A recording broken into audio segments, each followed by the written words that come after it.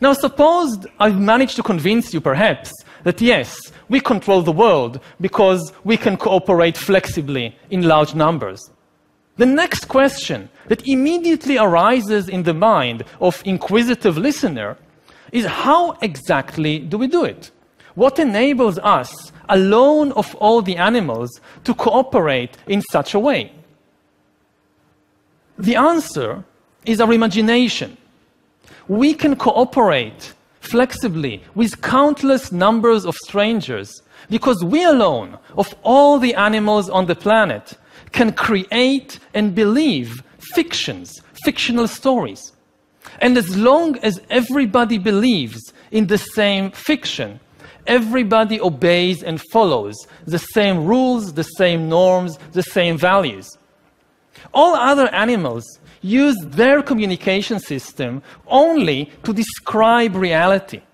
Now, you may find it acceptable that, yes, in the religious field, humans cooperate by believing in the same fictions. Millions of people come together to build a cathedral or a mosque or fight on a crusade or in a jihad because they all believe in the same stories about God and heaven and hell.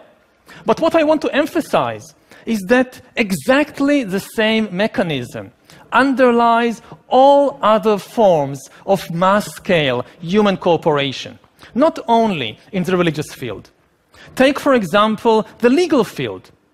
Most legal systems today in the world are based on a belief in human rights. But what are human rights?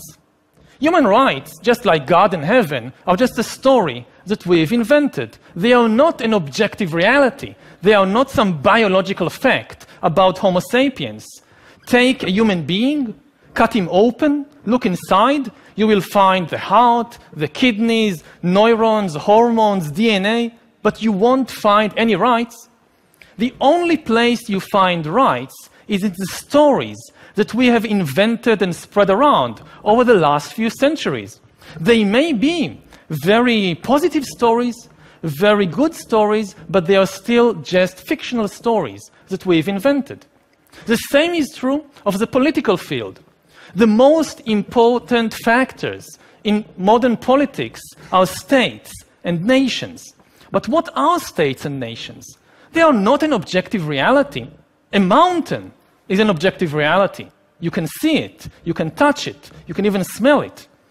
But a nation or a state like Israel or Iran or France or Germany, this is just a story that we've invented and became extremely attached to.